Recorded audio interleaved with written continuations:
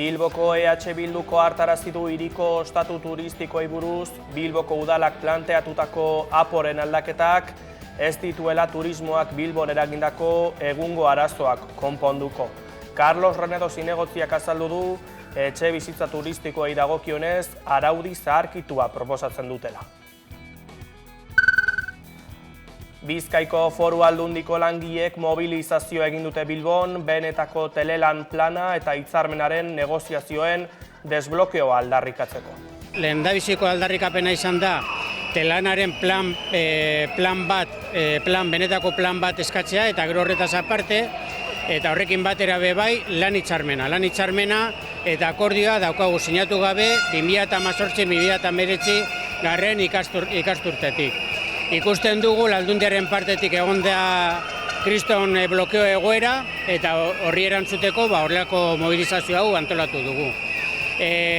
Badara matxagu hainbat aste, pizka bat mobilizazioak egiten eta konzentrazioak egiten, Aldundiko hainbat lantokitan, eta gaur pizka bat amaiera edo jarraipena eman nahi izan diogu lanuzte hau konbokatzen. Zenbait musikarik indarrak batu eta denok gara kultura kolektiboa eratu dute, Euskal Herriko erakunde publikoek hainbat musika talderi laguntzeko bideratutako diru laguntza bereziek sortutako polemikaren aurrean. Artistek salatu dute gaur egungo diru publikoa zalantzazko gardentasuna duten prozeduren bidez ematen dela eta ez dela guztientzako aukera berdintasuna bermatzen.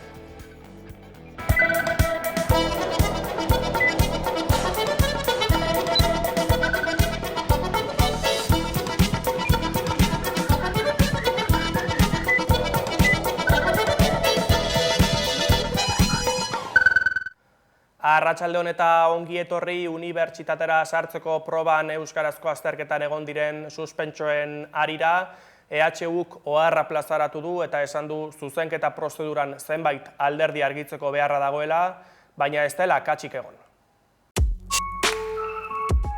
Euskal Herriko Unibertsitateak zuzenketa prozesuaren zenbait alderdi argitzeko beharra adierazi du eta ez dela akatsik izan. Instituzioak oharra plazaratu du astearteko Gobernu Kontseiluaren ostean Maria Ubarretxena Eusko Jaurlaritzaren bozeramaileak egindako adierazpenei erantzunez. Komeni da gogoratzea bai azterketak egiteko, bai azterketa horiek zuzentzeko prozedura eta baita ere berrikuspen prozedurak ere Euskal Herriko Unibertsitateari dagozkiola. Eta hortaz, bai hezkuntzako sailburuak, bai unibertsitateko sailburuak, eskatu egin diote Euskal Herriko Unibertsitateko errektoreari urgentziazko bilera bat, nolanahi ere Jaurlaritzatik espero duguna da ez erabiltzea gai hau euskara erasotzeko. Bertan, bozeramailearen baieztapenak gezurtatu ditu adieraziz zuzenketa prozesua ez dela guztiz EHUren ardura. Unibertsitatearen arabera, proba antolatu, koordinatu eta gainbegiratzea hezkuntza sailburuordetzak izendatzen duen batzorde misto baten eskumena da. Eta hori, Eusko Jaurlaritzako 5 ordezkarik eta EHUko beste 5 kidek osatzen dute. Astelehen honetan, ikasleek protesta egin dute Bilbon, unibertsitatera sartzeko probako euskara eta literatura azterketako nota baxuen harira, akatsen bat egon ote den argitzeko egoera azter dezaten. Horren aurrean, Ubarretxenak EHUri zorroztasuna, gardentasuna eta bizkortasuna eskatu dizkio, baina unibertsitateak adierazi du zuzenketa ohi bezala objektibotasun, anonimotasun eta konfidentzialtasun irizpide zorrotzak jarraituz egin dela. Egoera aztertzeko astearte honetan bilera egin dute Jose Ramon Bengoetxea EHUko errektoreak, Begoña Pedrosa Eusko Jaurlaritzako hezkuntza sailburuak eta Juan Ignacio Pérez Zientzia Unibertsitate eta Berrikuntza sailburuak. Hala ere, berriak zabaldu duenez, errektoreak ez dauka bileraren edukirik argitaratzeko asmoz, baina gogorarazi du azterketak berrikusteko prozesua oraindik zabalik dagoela eta hau amaitu arte itxaron beharko dela.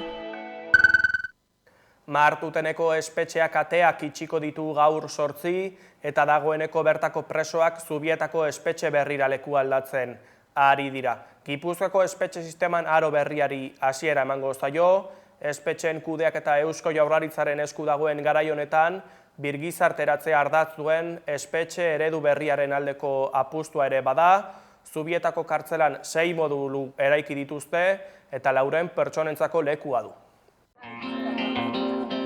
Gipuzkoako espetxe sistema karo berri bati ekin dio. Martuteneko espetxeak ia 80 urteko ibilbidearen ondoren bere jarduera amaitu du eta preso guztiak Zubietako espetxe berrira leku aldatuko dituzte. 1958an ireki zuten Martuteneko kartzela. Ordutik milaka presoren igarobidea izan da, eta Euskal Herriko historia garaikideko hainbat pasarteren lekuko ere bai. Bereziki Euskal Gatazkaren urteetan presoen auziari lotutako irudi eta mobilizazio askoren erdigune bihurtu zen. Urteek aurrera egin ahala ordea instalazioak zaharkituta geratu dira. Uholde arriskua, espazio falta eta egitura zaharkituak izan dira azken urteetan gehien errepikatu diren arazoetako batzuk. Horregatik erabaki zen espetxe berri baten eraikuntza. Zubietan kokatutako azpiegitura modernoa da, eta espetxe eredu berri baten isla izan nahi du. Segurtasun eta birgizarteratza uztartuko dituen eredua. Helburu ez da, preso dagoen pertsona sufritzen ikustea. Komunitatean integratzeko eta elkarbizitzarako prestatzea baizik, hori da helburu nagusia. Akonpainamendua, formakuntza eta lan aukerak eskaintzea sortutako kaltea alde neurrian erreparatzeko eta bizitza berri bat eraikitzeko. Espetxeen eskumena 2021an transferitu zion Espainiako gobernuak Eusko Jaurlaritzari. Ordutik Euskal Erakundeek behin eta berriz defendatu dute espetxe politikaren ardatza birgizarteratzea izan behar dela. Zubietako espetxea estrategia horren barruan kokatzen dute. Azpiegitura berriak modulu zabalagoa ditu, prestakuntza eta lan jardueretako espazio gehiago, eta presoen eta profesionalen arteko harremana errazteko diseinatutako eremuak. Ia 300.000 metro kuadroko eremu bat hartzen du eta horietatik 80.000 dagozkio espetxearen eraikinari. Bertan 6 modulo dira, 400 pertsonarentzako lekua du Martutenen 250 bat lagun zeuden orain arte eta 255 langile arituko dira lanean.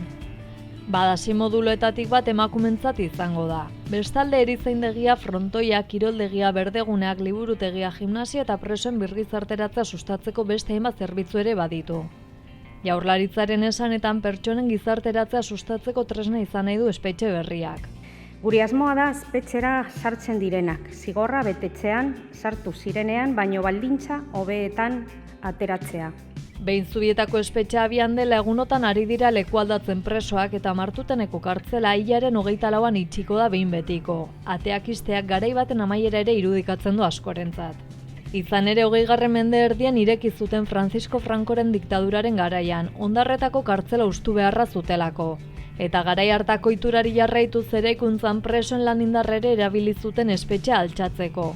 Gerora ere regimen frankistak eragindako errepresioaren protagonista izan da espetxea, era guztietako laido, tortura eta heriotzen lekuko zuzena izan baita.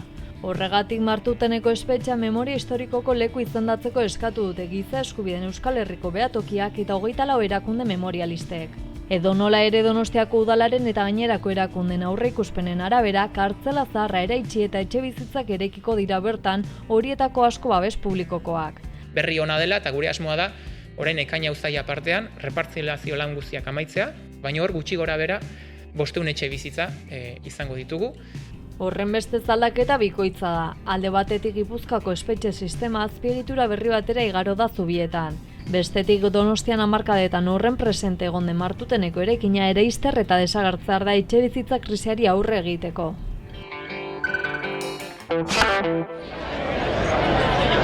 Bosgarren greba astean duten medikuek, orain greba batzordeak iragarri du, greba mugagabeak dutela, baldin eta Espainiako osasun ministerioak eta Monika García ministroak ez badute jokabidea aldatzen. Medikuek mobilizazioa dute goizean. Esaten genuen bezala, greba mugagabearen aukera ez da guk nahi degun zerbait.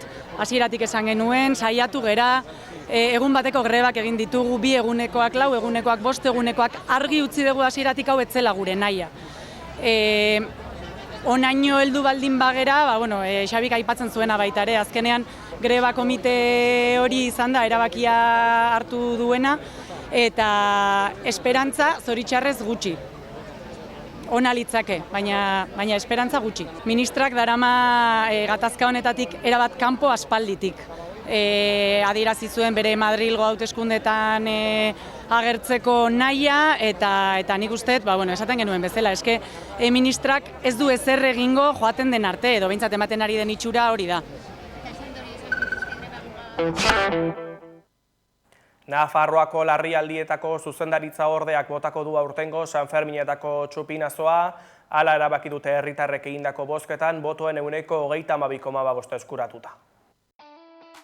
Nafarroako larrialdietako zuzendaritza ordetzak emango du aurtengo Sanferminetako txupinazoa. Iruñeko udalak jakinarazi du asteazken honetan egindako prentsaurrekoan. Bertan Joseba Ziron Iruñeko alkateak eskerrak eman dizkie Sanferminetan zein beste hainbat ekitaldietan egiten duten lanagatik. Ikusi ahal izan duzuen moduan, Nafarroako larrialditako zuzendaritza ordetza aukeratu dute Iruñeko herritarrek 2026ko Sanferminetako txupinazoa jaurtitzeko.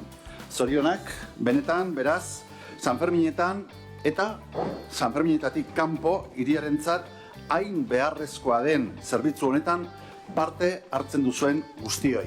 Ondoren, Nafarroako larrialdietako zuzendaritza ordetzako kideek hartu dute hitza, herritarrei emandako babesa eta botoa eskertzeko. Era berean gainontzeko hautagaiak ere zoriondu dituzte. Izan ere, 5 talde izan dira txupinazoa botatzeko hautagaiak. Nafarroako Pilota Federazioa, indarkeria sexistaren aurkako emakumeen plataforma, Nafarroako larrialdietako zuzendaritza ordetza, Nafarroako emakume ikertzaileak eta Santiago de la Txantrea abesbatza. Hoietako bati botoa emateko aukera izan dute 16 urtetik gorako iruindarrek. Asironek iragarri duenez 11.750 herritarrek eman dute botoa eta hoien 32,5% irabazleentzat izan dira. Bigarren postua aldiz indarkeria sexistaren aurkako emakumeen plataformak eskuratu du.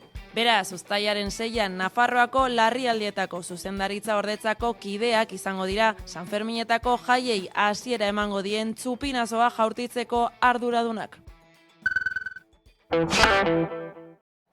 Gaurkoan, Nafarroako osasun sistema publikoa izango dugu hizpide, bai langileak eta bai sindikatuak ere osasunbidearen egungo egoera saldatzen ari dira, baita plantillaren lanbaldintzak ere, exigitzen dabiltzan hobekuntzek eta horren inguruko protestek medikuek aste honetan egiten ari diren greba 5. greba saio horrekin bat egin dute, eta honen inguruan sakontzeko luzatu dugu gonbita gaurkoan Oier Osinaga Lab Nafarroako zerbitzu publikoetako arduradunari. Eguerdion. Eguerdion. Mila esker gonbidapena onartzeagatik. Hasteko, Nafarroako osasun sistema publikoaren argazki orokorra nahi genuke egin, ikusleak kokatzearren, zein da argazki hori, zein da egiten duzuen diagnostiko orokorra? Bueno, uste dugu, zerbitzu publiko asko bezala, osasun zerbitzu publiko asko bezala, nahiko egoera zailan, dagoela osasun bidean, eta alde batetik jarri dezakegu bi hiru aktore nagusi, hor pizkat departamentuaren zenolako jokamoldeak dituen, eta beste alde batetik nola gaude interes korporatibo batzuk jartzen direla zerbitzu publikoen aurretik, eta horrek darama hartzera erabaki batzuk osasungintza publikoaren kontrakoak direnak.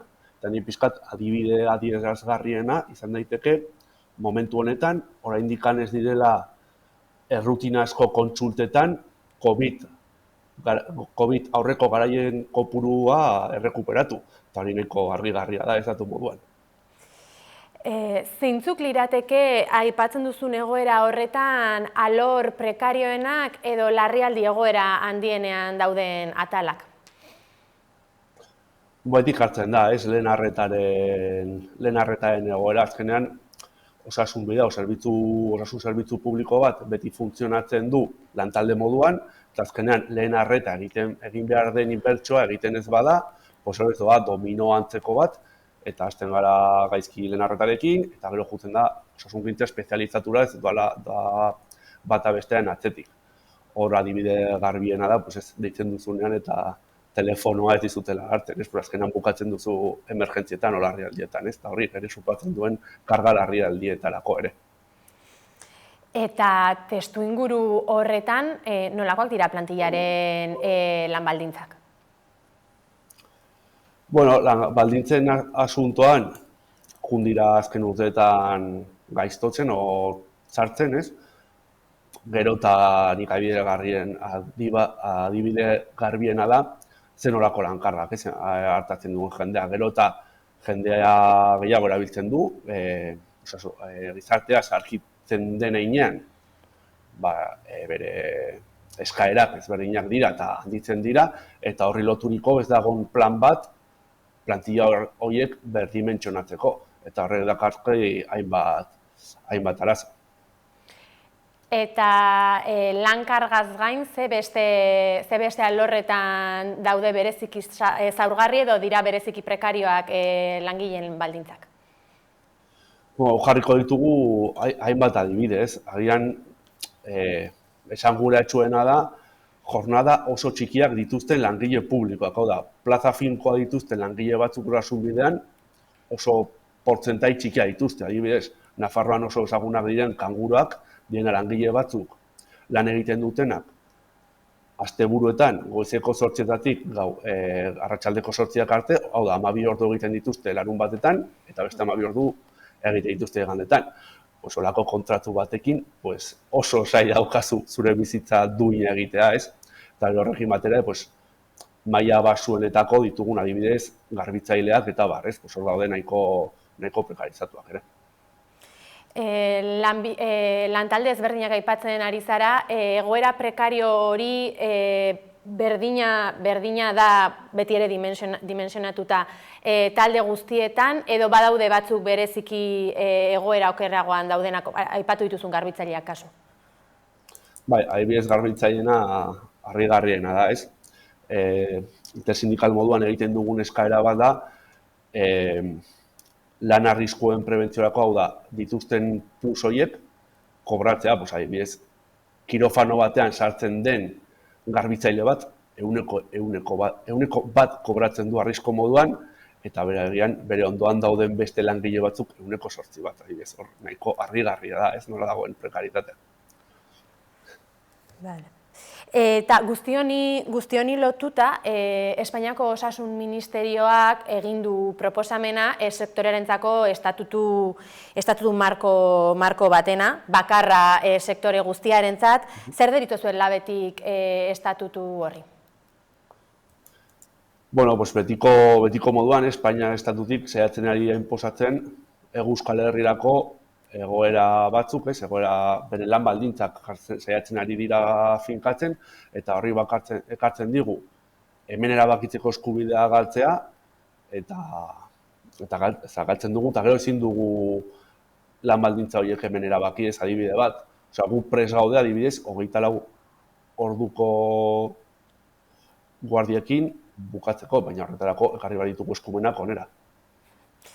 Estatutu bakarra aipatzen izun, izan ere medikuak bai Hego Euskal Herrian, bai Espainiar estatuko beste hainbat toki denetan, ez daude ados sektoreko estatutu bakarra izatearekin, beraientzako estatutu edo propioa eskatzen dute. Ulertzen duzue medikuen aldarrikapena?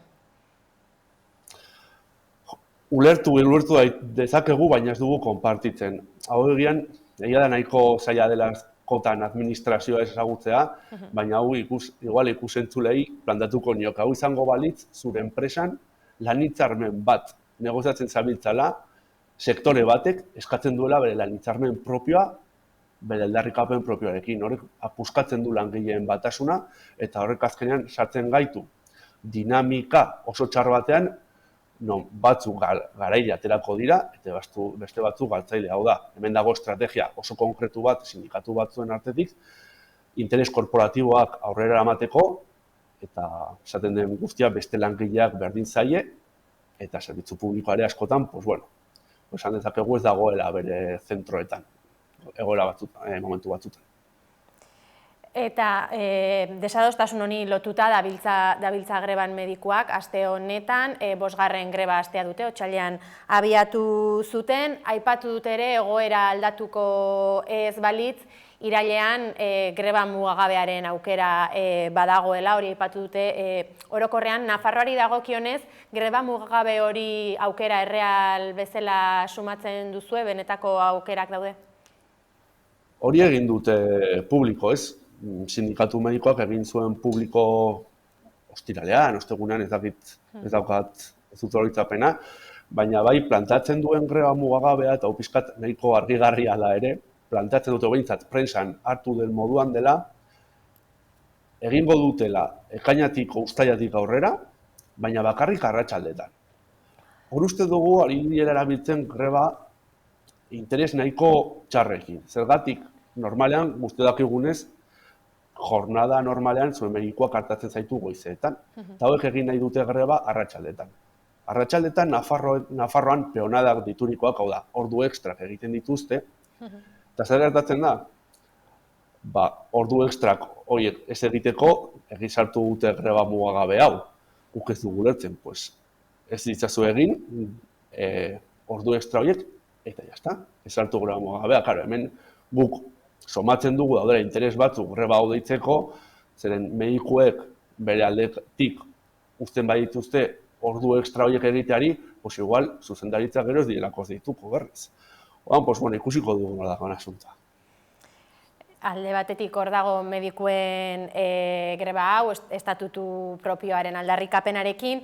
Badago beste kontu bat medikuei edo fakultatiboei dagokionez zuek ere aipatu zenutena pasaden astean, okerrez banimanago, bestela hilabete hasieran, aurreko legegintzaldian PSNek fakultatiboen soldata igoera lineala deitu zuela eta zuen ustez neurri horrek ez duela osasunbideako soldata arrakala horretan lagundu. Zer nolakoa da arrakala, aipatzen duzuen soldata arrakala hori? Nahiko zaila da jakitea osasunbideako soldatak, gehien bat medikuena. Baina, zer gertatu zen egin dela 3 urte? Alderdi sozialista egin ziela 400 euroko igoera bat, eta zerbitzua eta hobetu. Argi esan behar dugu, soldata igoera hori dela planteamendua izan zen, bagoaz, soldata hori igotzeko, zerbitzu publikoa hobetzeko. Hori ez da gertatu.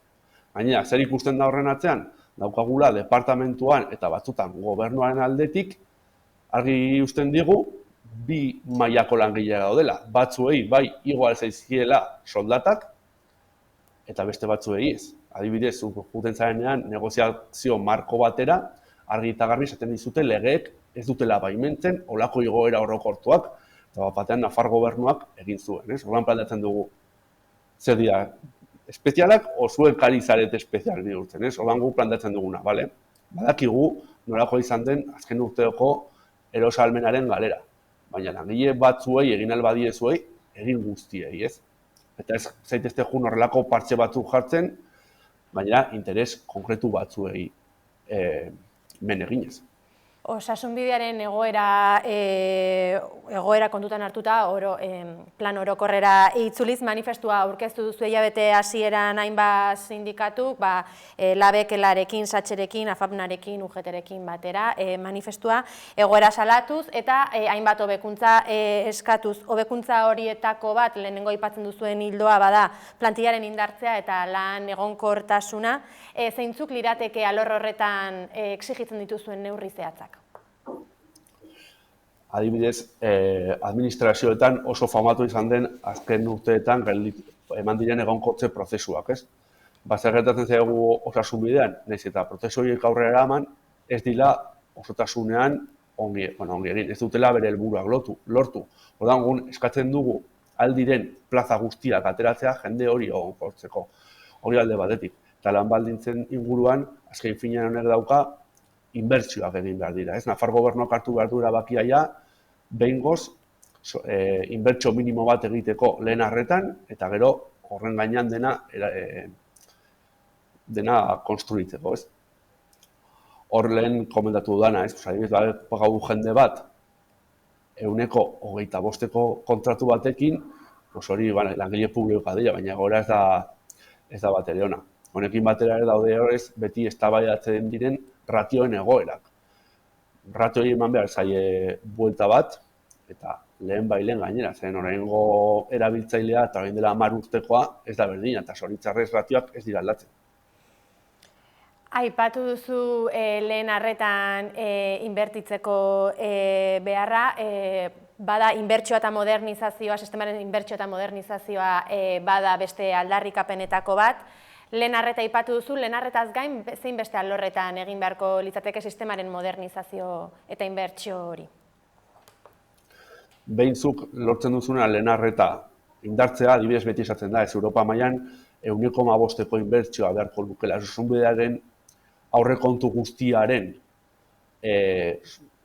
portzentaia izango beharko litzateke €1,5. Horrek jungo litzateke beste alorrak ere hobetzen, ez? Larrialdetan ere, guztiok akigu azken hilabetetan mugitu diren eskaerak, langileen eskaerak, eta aldi berean, tokatzen zaigunean, eta zu larrialdietara bazoaz, nahiko denbora ematen duzu, ez? Jungo dira bat beste egin, eta gero, espezialitatean hor daude, hitz egiten diren itxaron zerrendak, ez? Hori ere buelta bat eman behar zaio, eta benetan hartu behar dira erabakiak, mahai gainean jartzeko osasun bidean eta osasun bidean egiten den lanaren gehiengo, esango genuke, ia 98%, lantaldeetan egiten den lana. Eta horregatik, zuk hartu behar zuen erabakiak, erabaki orokorrak izan behar dira, langile guztiei afektatzen diena. Eta hor adibidez, orain, ematen ari modernizazioarekin, argita garbi daukagu, langilei hemen behar dela gero eta formakuntza gehiago, eta bai aldarrikatzen dugu, eskubide moduan izan behar dela formakuntza hori, eta ordu konkretuak eman behar zaizkiela langile guztiei. Beti ere, trampak ez eginen eta bere lan orduetan eman da formakuntza hori. Aipatu dituzun aldarrikapen horiek eta aurretik esandakoak ere aldarrikapen horiek egiteko elkarretaratzea deitu duzute gaurkoan, duela minutu batzuk Iruñean. Nola planteatu duzute elkarretaratzea hau? Lehenengo esan behar da, nahiko polita izan dela, nahiko intersindikal zabal bat lortu dugu, hau oso zaila da askoten. Eta hori izan da ezen guretzako esfortzu handia, baina lortu dugu. Eta hori planteatu dugu genuena izan zen, atera genuen manifestu bat, eta honekin batea, dei egin genion departamentuari mai sektorial bat deitzeko, eta gai hauen inguruan eztabaidatzeko. Eta daude hor, esperoan deialdi hori jasotzeko gustu dugu, gaur ikusitakoarekin deituko gaituztela. Gaurkoan hemen utziko dugu elkarrizketa, Oier Osinaga, mila esker Hamaikarekin hitz egiteko tartea hartzeagatik. Zuei eta eskerrik asko gonbiteagatik. Mila esker. Gure aldetik besterik ez, bihar itzuliko gara betiko lekuan eta betiko orduan, gogoratu albisteak une oro gure sare sozialetan eta hamaika.eu dituzuela eskuragarri, ziberutxen beti forman abestiarekin utziko zaituztegu. Bihar arte, gabon pasa.